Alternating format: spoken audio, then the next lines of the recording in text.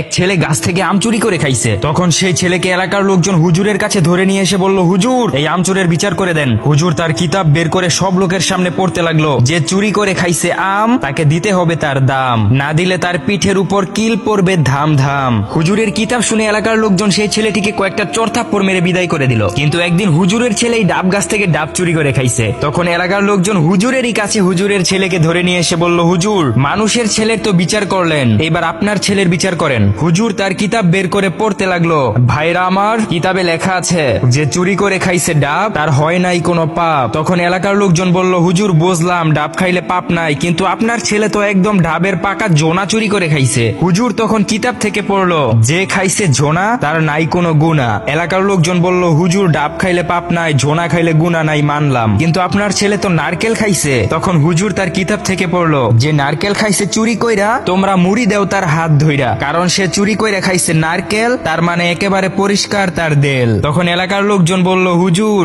আপনার ছেলের বিচার করার দরকার নাই, আমাদের ছেলের বিচার করলেই হবে।